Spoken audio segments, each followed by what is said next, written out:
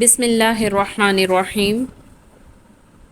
وَلَقَدْ اور البتہ تحقیق ارسلنا بھیجا ہم نے الی طرف اممن امت کی جمع اممن امتوں کی طرف من سے قبلی پہلے کا آپ سے پہلے فَأَخَذْنَا پھر پکڑا ہم نے ہم ان کو بالبأساء فقیری کے ساتھ والضراء اور مرض کے ساتھ یا مریضی میں مرض کی حالت میں لعلہم تاکہ وہ یتضرعون تاکہ وہ عاجزی کرتے رہیں۔ ہم نے اور امتوں کی طرف بھی جو کہ آپ سے پہلے گزر چکی ہیں ان کے پاس بھی پیغمبروں کو بھیجا، سو ہم نے ان کو تنگ دستی اور بیماری سے پکڑا تاکہ وہ کیا کریں، عاجزی کرتے رہیں۔ رسول اللہ صلی اللہ علیہ وسلم کو تسلی کے لیے کہا جا رہا ہے کہ پہلی امتوں کے پاس بھی ہم نے انبیاء بھیجے جن کو انہوں نے جھٹلایا تو ہم نے ان کو سختی، قحط سالی، بیماری اور جان اور مال کے خسارے میں مبتلا کیے رکھا تاکہ شاید وہ ان آزمائشوں کے بعد اللہ کی طرف رجوع کر لیں، لیکن ان کے دلوں کی سختی کا حال یہ تھا کہ پھر بھی انہوں نے اللہ کے سامنے سر نہیں جھکایا اور اپنے گناہوں سے باز نہیں آئے، اور شیطان نے ان کے شرکیہ اعمال کو ان کے لیے مزید خوبصورت اور مزین بنا بنا کر پیش کیا۔ فلولا پس کیوں لا نہیں از جب جاءہم آیا ان کے پاس بأسنا ہمارا عذاب تضرعوا عاجزی کرتے، تو جب ان پر ہمارا عذاب آتا رہا کیوں نہیں عاجزی کرتے رہے، ولیکن اور لیکن قست سخت ہو گئے قلوبہم ان کے دل، وزینا اور مزین کر دیا لہم ان کے لیے شیطان نے ما کانوا یعملون جو کچھ وہ عمل کرتے تھے۔ اور جب ان کو ہماری سزا پہنچی تھی تو انہوں نے عاجزی کیوں اختیار نہیں کی تھی، لیکن ان کے دل سخت ہو چکے تھے اور شیطان نے ان کے اعمال کو ان کے خیال میں آراستہ کر رکھا تھا، خوبصورت بنا رکھا تھا، وہی بات جو پہلے ہو چکی۔ فلما پس جب نسو بھول گئے ما جو ذکروا نصیحت کیے گئے تھے بہی ساتھ اس کے فتحنا پس کھول دیے ہم نے علیہم ان پر ابواب دروازے کل شیء ہر چیز کے حتیٰ یہاں تک کہ اذا جب فرحوا وہ خوش ہوئے بما ساتھ اس کے جو اوتو دیے گئے اخذناہم پکڑا ہم نے ان کو بغتتاً اچانک فا پھر اذا جب ہم وہ مبلسون وہ مایوس ہو گئے۔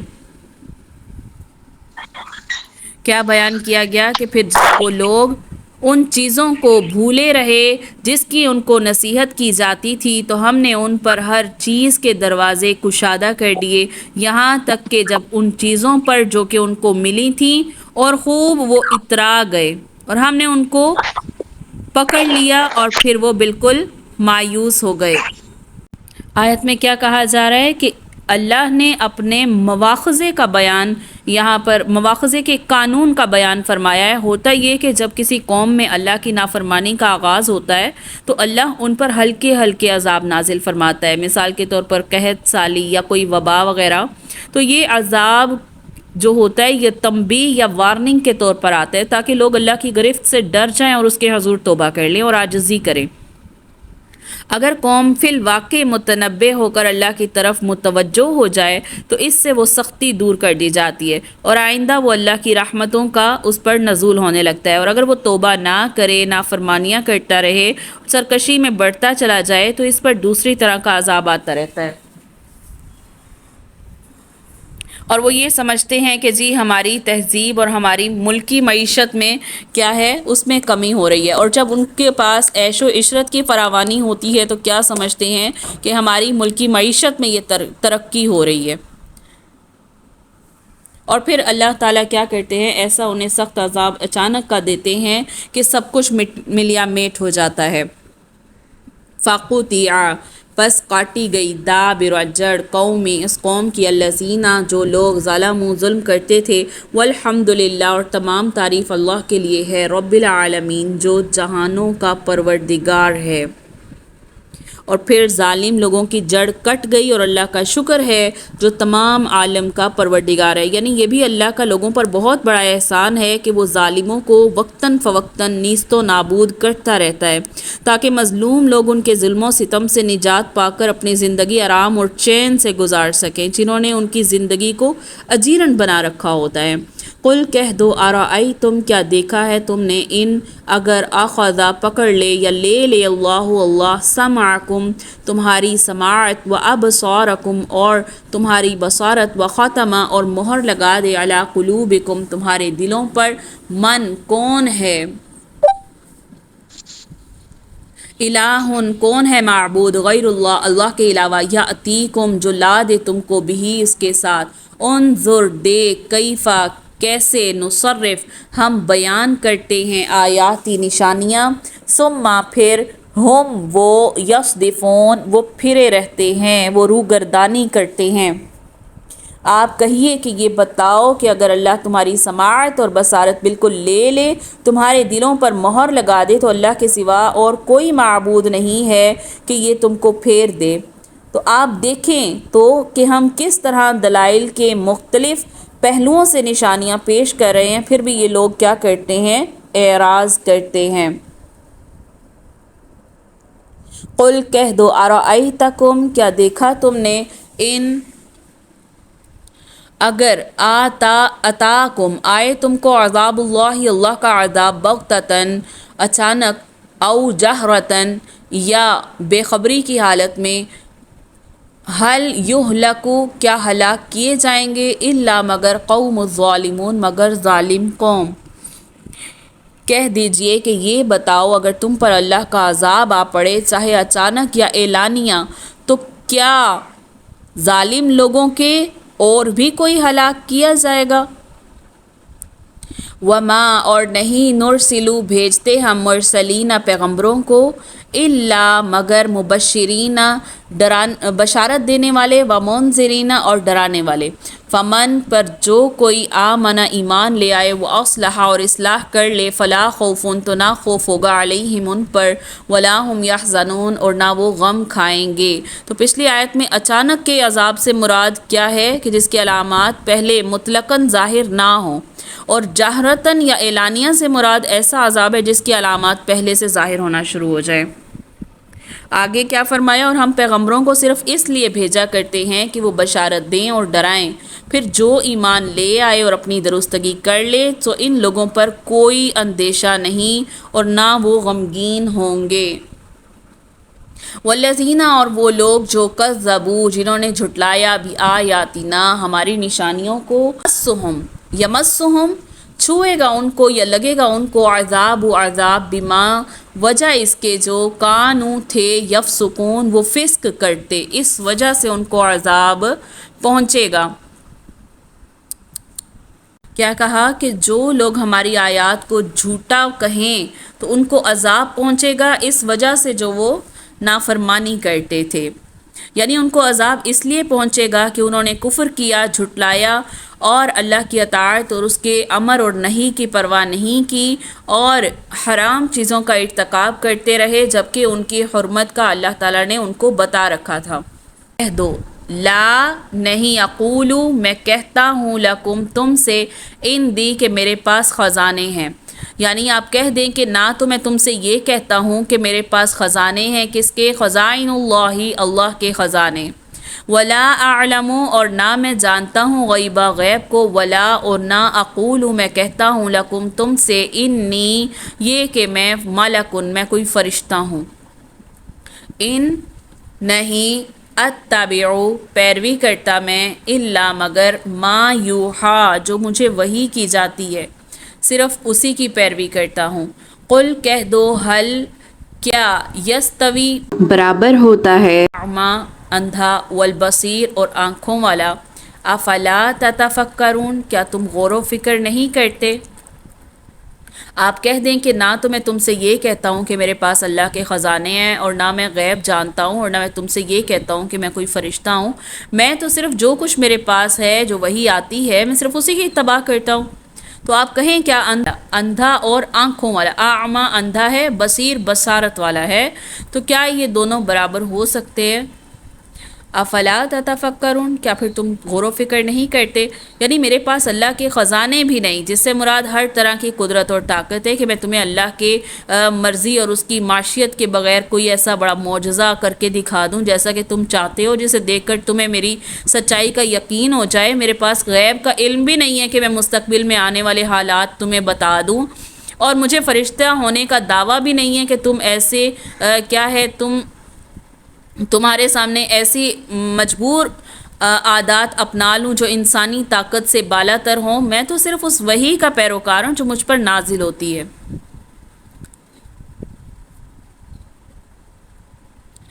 وَأَنذِرْ، اور ڈرا بھی ساتھ اس کے، الذین، ان لوگوں کو، یخافون، جو ڈرتے ہیں،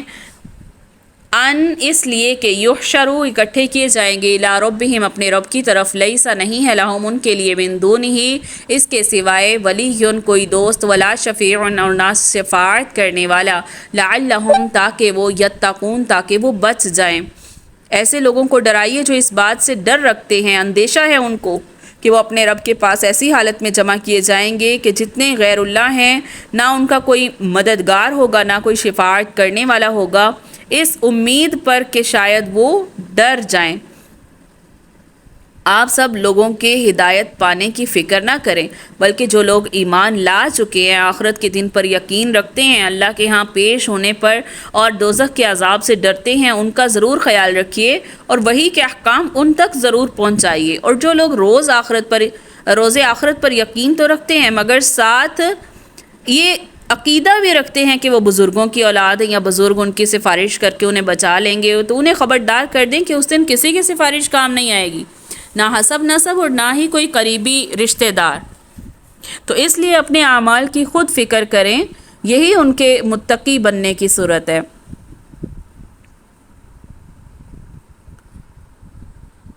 ولا، اور مت تطرد الذین، مت دور کرو ان لوگوں کو، یدعون، جو پکارتے ہیں، ربہم، اپنے رب کو، بالغداۃ، صبح کے وقت، اور والعشی، اور شام کے وقت، یریدون، وہ چاہتے ہیں، وجہہ، اس کی رضامندی، ما، نہیں ہے، علیک، آپ پر، من حسابہم، ان کے حساب سے، من شیء، کچھ بھی، وما، اور نہیں ہے، من حسابک، آپ کے حساب سے، علیہم، ان پر، من شیء، کچھ بھی، فتطردہم، تو ان کو دور کرنے لگے، تو پس تو ان کو دور کرنے لگے، فتکون، تو ہو جائے گا، من الظالمین، ظالموں میں سے۔ کیا فرمایا؟ اگر ان لوگوں کو اور ان لوگوں کو نہ نکالیں اپنے پاس سے جو صبح شام اپنے پروردگار کی عبادت کرتے ہیں، خاص اس کی رضامندی چاہتے ہیں، اس کا حساب ذرا بھی آپ کے متعلق نہیں ہے، آپ کا حساب ذرا بھی ان کے متعلق نہیں ہے کہ آپ ان کو نکال دیں، ورنہ آپ ظلم کرنے والوں میں سے ہو جائیں گے۔ یعنی بعض معزز قریش، جن میں سے اقرع اور عینیہ کا بالخصوص ذکر آتا ہے، کہ آپ کے پاس آئے اور کہنے لگے کہ ہمارا آپ کی مجلس میں آنے کو جی تو چاہتا ہے، مگر آپ کے گرد یہ جو حقیر قسم کے لوگ بیٹھے ہوتے ہیں تو ہمیں جھجک محسوس ہوتی ہے، اگر آپ انہیں اپنی مجلس سے نکال دیں تو ہم آپ کے پاس آنے کو تیار ہیں۔ آپ چونکہ ان بڑے بڑے قریشیوں کے ایمان لانے کے لیے بڑے حریص تھے رسول اللہ صلی اللہ علیہ وسلم، تو چاہتے تھے کہ جو سردار ہیں وہ ایمان لے آئیں۔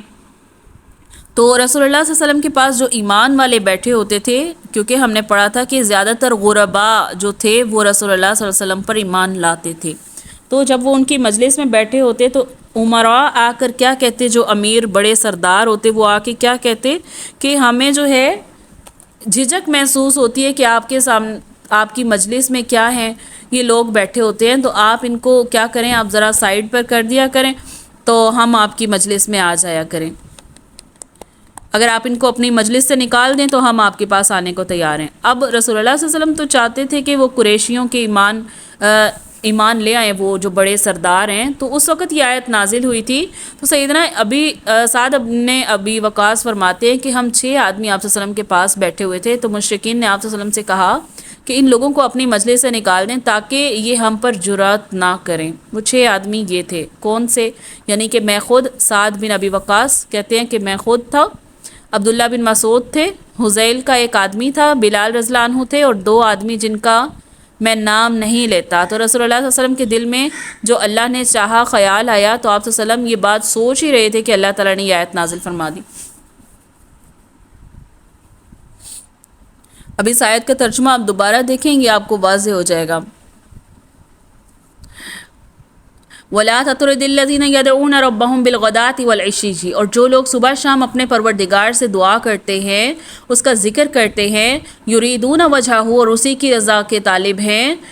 ما علیک من حسابہم، ان کے حساب کی جواب دہی تم پر کچھ نہیں ہے، وما من حسابک علیہم من شیء، اور نہ تمہارے حساب کی جواب دہی ان پر ہے، فتطردہم فتکون من الظالمین، اگر ایسا نہ کرنا، اگر ان کو نکالو گے تو ظالموں میں ہو جاؤ گے۔ اس آیت میں اللہ تعالیٰ کیا کہہ رہے ہیں؟ صحابہ کی تعریف بھی فرما رہے ہیں، فرما دیا کہ ان کو ہٹانے کی بات ہرگز نہ سوچنا، یہ انتہائی بے انصافی ہے کہ سچے مومنوں کو طمع کی وجہ سے اٹھا دو کہ دوسرے لوگ وہاں آ کر بیٹھیں اور ایمان لائیں۔ وَكَذَلِكَ، اور اسی طرح فَتَنَّا، آزمایا ہے ہم نے، بَعْضَهُمْ، بعض ان کو، بِبَعْضٍ، بعض کے ساتھ، لِيَقُولُوا، تاکہ کہیں، أَهَؤُلَاءِ، کیا یہی ہے، مَنَّ اللَّهُ، اب یہ من اللہ یا من اللہ نہیں ہے، منّا، احسان کیا ہے اللہ نے، علیہم، ان پر، من بیننا، ہم میں سے،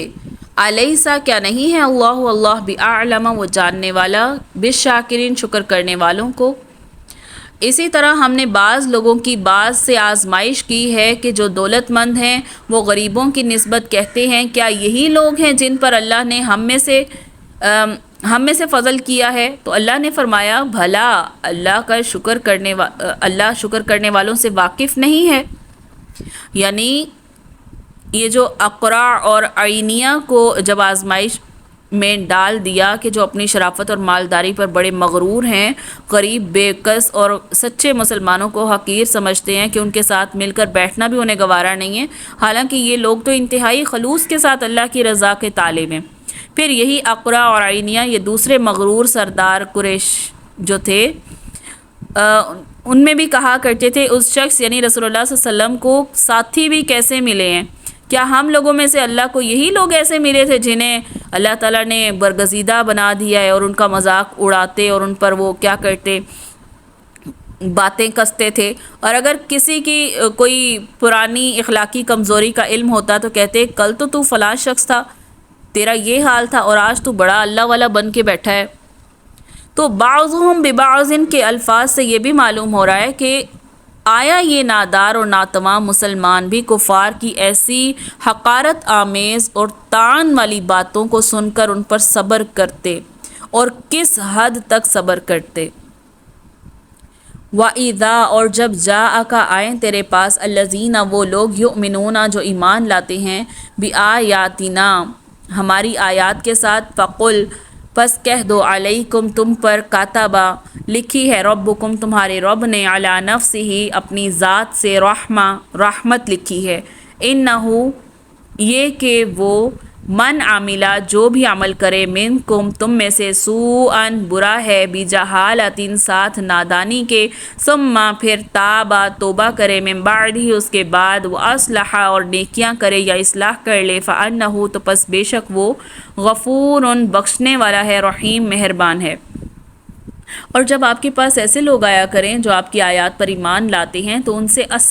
سلام، سلامتی ہے انہیں کہا کرو، یعنی کہ السلام علیکم کہا کرو۔ اللہ نے اپنی ذات پاک پر رحمت کو لازم کر لیا ہے کہ جو کوئی تم میں سے نادانی سے کوئی بری حرکت کر بیٹھے، پھر اس کے بعد توبہ کر لے اور نیکوکار ہو جائے تو وہ بخشنے والا مہربان ہے۔ وَكَذَلِكَ نُفَصِّلُ الْآيَاتِ، اور اسی طرح ہم بیان کرتے ہیں الگ الگ کر کے آیات، نشانیاں، وَلِتَسْتَبِينَ، تاکہ ظاہر ہو جائے، سبیل المجرمین، راہ گناہ گاروں کی۔ پچھلی آیت میں کیا فرمایا؟ وَإِذَا جَاءَكَ الَّذِينَ، کہ یہ لوگ جب آپ کے پاس آئیں جو ہماری آیات پر یقین رکھتے ہیں تو یوں کہہ دیجئے کہ تم پر سلامتی ہو، تمہارے رب نے مہربانی فرمانا اپنے ذمے مقرر کر لیا کہ جو شخص تم میں سے برا کام کرے جہالت سے، پھر وہ اس پر توبہ کر لے اور اصلاح کرے اپنی، تو اللہ کی یہ شان ہے کہ وہ بڑی مغفرت کرنے والا ہے۔ تو مسلمانوں میں کچھ لوگ ایسے بھی تھے جن سے زمانہ جاہلیت میں کئی بڑے بڑے گناہ سرزد ہوئے تھے، اگرچہ اب انہوں نے بہت حد تک اپنی اصلاح کر لی تھی اور اپنی زندگی جو تھی وہ بدل لی تھی، لیکن مخالفین اسلام ان کے سابقہ اعمال پر تانے دینے سے باز نہیں آتے تھے، جیسے آج کل ہم لوگ باز نہیں آتے۔ تو وہاں پر کون تھے؟ وہ تو اسلام کے مخالف تھے، کفار تھے، اور ہم کیا ہیں؟ ہم مسلمان ہو کر یہ کام کرتے ہیں۔ تو اسی پس منظر میں آپ صلی اللہ علیہ وسلم کو یہ فرمایا جا رہا ہے کہ اہل ایمان کو تسلی دیں، کہیں کہ آپ کا پروردگار بڑا بخشنے والا ہے، جو شخص اسلام لا کر یا توبہ کر کے اپنی اصلاح کر لیتا ہے تو اللہ یقیناً پچھلے گناہوں پر گرفت نہیں کرے گا اور نہ ہی تمہیں تانے دے گا تمہارے پچھلے گناہوں کی وجہ سے۔ تو سیدنا ابو سعید خدری رضی اللہ عنہ فرماتے ہیں کہ میں نے رسول اللہ صلی اللہ علیہ وسلم کو یہ فرماتے سنا کہ جب کوئی شخص اسلام لائے اور ٹھیک طور پر لائے تو اس کے سابقہ تمام برائیوں سے دور کر دی جاتی ہیں، اور اس کے بعد جو حساب شروع ہوگا وہ یوں ہوگا کہ ہر نیکی کے عوض 10 سے لے کر 700 تک نیکیاں لکھی جائیں گی، اور برائی کے عوض ایک ہی برائی لکھی جائے گی، الا یہ کہ اللہ وہ بھی معاف فرما دے۔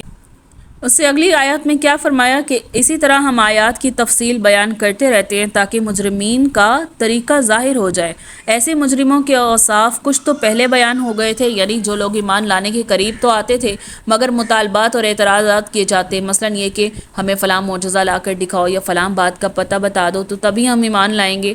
تو کبھی یہ کہ نبی تو ہم جیسا انسان ہی ہیں، اور کبھی یہ کہتے کہ اگر حقیر قسم کے لوگ اپنی مجلس سے نکال دیں تبھی ہم آپ کی مجلس میں آ سکتے ہیں۔ تو کچھ صفات تو ان مجرموں کی پچھلی آیات میں بھی آئی تھیں اور کچھ اب آگے آئیں گی۔ تو اللہ تعالیٰ فرماتے ہیں کہ ہم یہ تفصیلات اس لیے بیان کر رہے ہیں کہ ایسے ہٹ دھرم مجرموں کی صفات کھل کر سامنے آ جائیں۔ یہ جو فضولیات کے بہانے بناتے ہیں کہ ہمیں معجزہ لا دو، پھر کہتے ہیں کہ جی نبی کوئی فرشتہ کیوں نہیں اتر آیا، یا پھر ہمیں یہ کر دکھاؤ وہ کر دکھاؤ، یا پھر کیا کہ یہ انہیں صرف حقیر لوگ ملے تھے، تو اللہ تعالیٰ ان کے مجرموں کی یہ صفات کھل کر بیان کر رہے ہیں کہ وہ ہٹ دھرمی پر تھے، نہ پہلے ایمان لائے نہ اب ایمان لے کر آئیں گے۔